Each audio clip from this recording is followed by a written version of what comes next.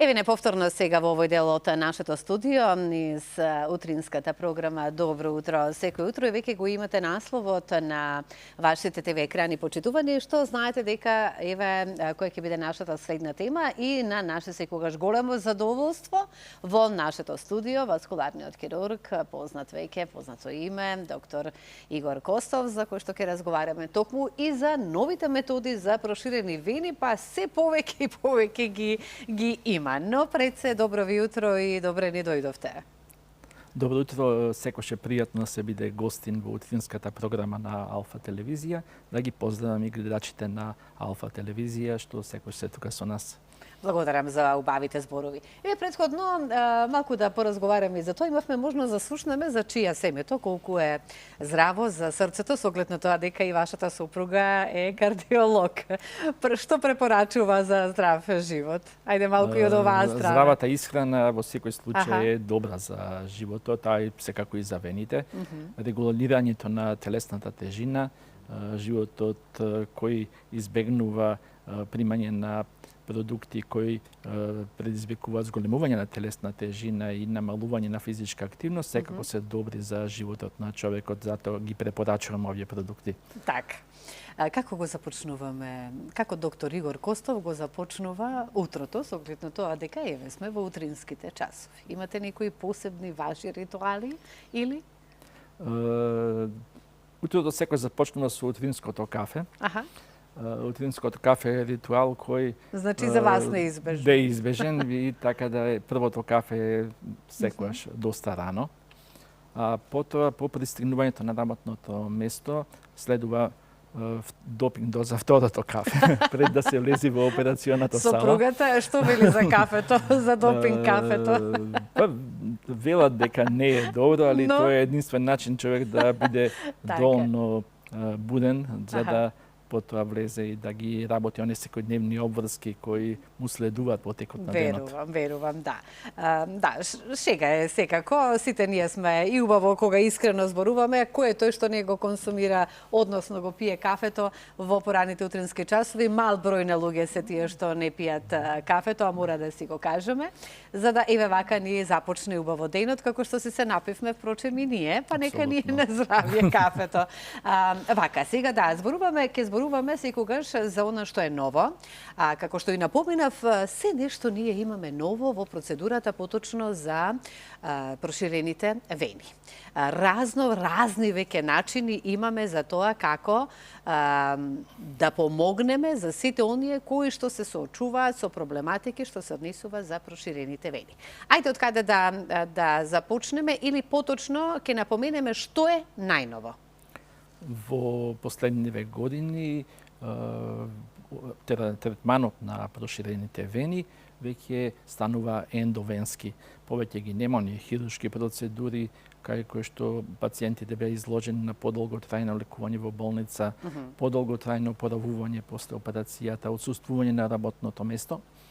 Ендовенските процедури озможуваат тие да бидат еднодневни процедури, со тоа што пациентот веднаш се враќа на секојдневните обврски и се намалуваат оние тегоби постоперативни кои што беа болови, постојање на синила, па и пократко носење на еластични компресивни чорапи и секако побрзо враќање на работното место.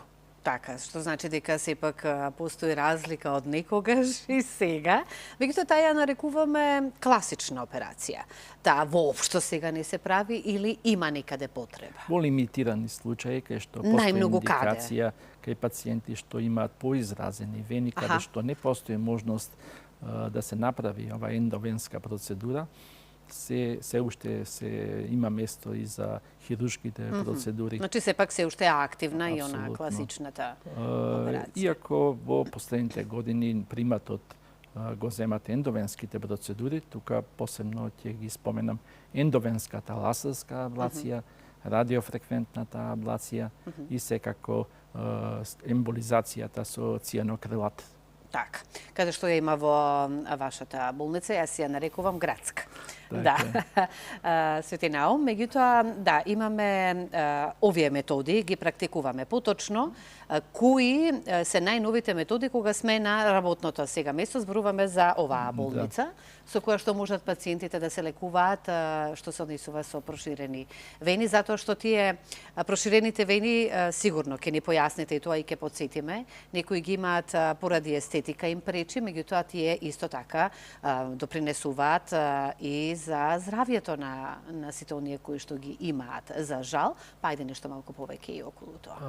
Варикозните вени не се само естетски проблем, тие се проблем кој го зафаќа се поголем дел на популацијата, затоа што симптоматологијата и тегобите што пациентите ги имаат не се само естетски, тука се работи и за отоци, отежнато одење, грчеви, секој тип на разни надушувања сензитивни на нозете на пациентите, така да далеко сме од тоа дека се работи за естетски проблем. Можноста за работење со ендовенските процедури дава да овие пациенти си го решат својот проблем на брз, елегантен начин, кој нема да им задава многу тегоби и брзо ќе ги врати во секојдневниот живот. Да, секогаш, ова морав да го споменам за естетиката, затоа што секогаш кога сите оние кои што имаат проблеми со проширени вени, сите мислат дека некои од нив, ако не е дотолку нели да ги имаат проширените вени, мислат дека тоа го прават само поради естетските причини. Меѓутоа и да е една вена проширена, и таа може да ја направи проблем што се однесува за здравјето на пациентот кој да е или човекот кој што ги има овие проблематики, и токму затоа сакав тоа да го споменеме. Апсолутно, затоа и служи посетата на амбулантата по васкуларна хирургија, каде што вашиот лекар ќе ве упати. Таму лекарот кој работи оваа проблематика со помош на диагностичката метода Колос Доплер ќе види дали се работи за изолирана вена која не ви задава проблем и нема да ви прави компликации во текот на вашиот живот, или се работи за едно попуштање на вените кое прогресивно ќе напредува и може во текот на животот веќе да ви зададе одредени компликации. Како што се отоци на нозете, појава на рана, појава на воспаление на вената, дури и појава на венска тромбоза. Кога доаѓа до овие моменти кои што сега ги споменавме? Кога пациентот треба да дојде на преглед навремено, за да не дојде до овие компликации кои што сега ги кажавме, воспаление, утоци и така натаму? Мој совет е секогаш кога пациентот ќе осети веќе дека постојат тегоби, да се јави во амбулантата за васкуларна хирургија, бидејќи тек тогаш може да се види колку е ова озбилно заболување со прегледот од васкуларниот хирург или со колодоплер сонографијата. Значи, пациентите кои ќе ги осетат овие тегоби, како што се отоци на нозете, трднење, болки, воспаленија, тврдини во предел на ногата, добро е да се јави на преглед, за да се види колку е озбилна состојбата и во кој стадиум на болеста се наоѓа. Така. Кога зборуваме за новите методи за проширените вени, која е она најновата метода со која во моментов работиме и ги покажува оние најдобрите резултати? Еве да појасниме за оние пациенти кои што сакаат да подлегнат на таков вид на зафат. Моја среќа и еве во Македонија што прв пат имаме можност да работиме со ендовенска лазерска аблација, набавката на еден одличен апарат, тоа е Леонардо лазерот, кој овозможува брзо и добро затварање на вената со помош на термичка топлинска енергија. Ова процедура, за разлика од другите, овозможува брзо затварање со минимален период на реконвалесценција. Така да ова процедура се работи во поликлиника Витаес, каде што е набавен овој апарат и постои можност да се пациентите подлежат на оваа интервенција.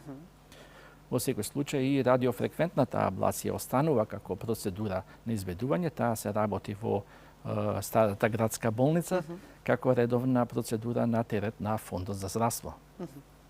Исто сакам да споменам и процедурата со цијанокрилат емболизацијата, каде што со помош на лепак се залепува вената кај селектирани случаи. Така. А го работиме тоа кај нас за оние пациенти за кои што мислите дека е потребно, давате совети. Еве како доаѓаме нели секако со самиот преглед кај вас како васкуларен хирург, од кој каков метод треба да се оперираат вените или односно да постои овој зафат или нови методи за проширените вени за оние кои што се соочуваат со вакви проблеми. Си велите, нели, вие сте за лепак, вие сте за овој ласер, вие сте за секако дека зависно нели од состојбата во која што се наоѓа пациентот, но ќе ни појасните. Затоа и служи прегледот кај васкуларниот хирург. Јас ги работам сите методи што се од областа на васкуларната хирургија, и ласер, и РФ, и ционакрилатот, и пената. Вашиот лекар ќе види според состојбата во која се наоѓаат вашите вени, ќе види за каква интервенција има потреба да се изведе кај вас. Бидејќи секој пациент има своја интервенција. Не постои една интервенција каде што ќе биде универзална за сите пациенти. Пациентите се различни, нивниот венски систем е различен, а и попуштањето на вените е различно.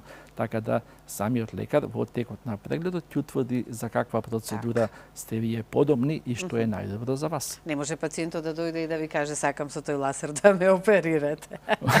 Кога веќе сме слушнале дека е еден од најновите и најсовремените.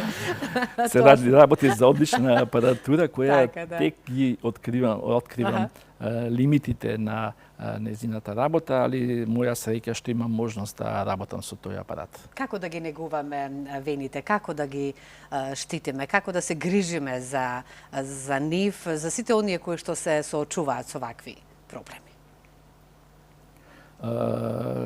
Модерниот начин на живење не ни остава многу време да се грижиме за себе, но сепак не треба да заборавиме дека одредени цивилизацијски достигнувања како што е грижата на телесната тежина, редовната физичка активност и носењето на еластични компресивни чорапи се дел од тој живот.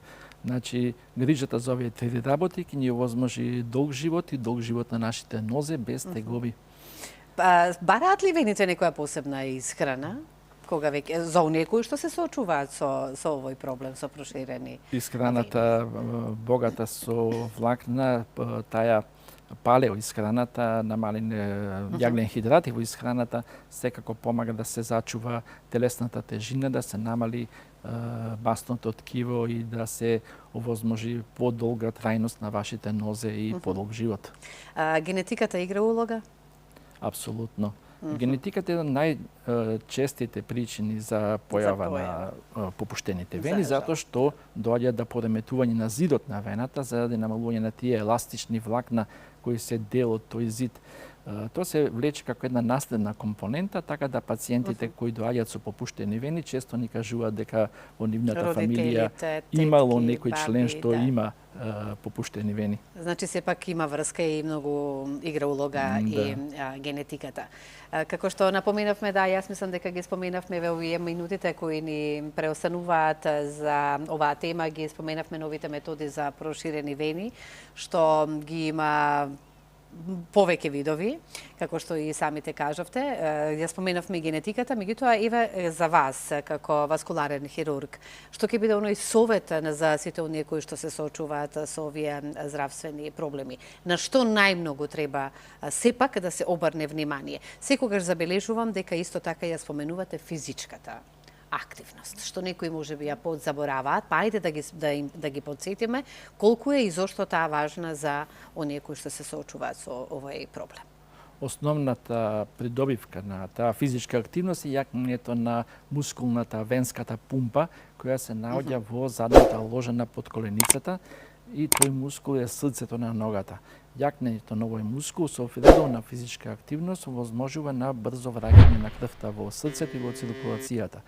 Доколку нашите нозе се слаби, поготоа таа задна ложа на ногата, доаѓа до недозадоволително враќање на крвта во циркулацијата, појава на отоци и секако попуштање на венскиот систем. Така. Што значи дека се повеќе е потребна физичката, исто така. Се препорачува половина сат на ден да се има една добра нешто друго, физичка пешачење. активност, пешачење, Така. кое ќе ни овозможи јакнење на венската помпа. Да го испиеме првото утринско кафе и после со активностите и физичка активност. Ви благодарам Секако. многу што ни одвоивте повторно време и секако како наш гостин се гледаме и на следна тема и со сигурна сум дека повторно ќе има некој нов метод за проширените вени. Тоа секако. Да, се гледаме, секој добро посакува.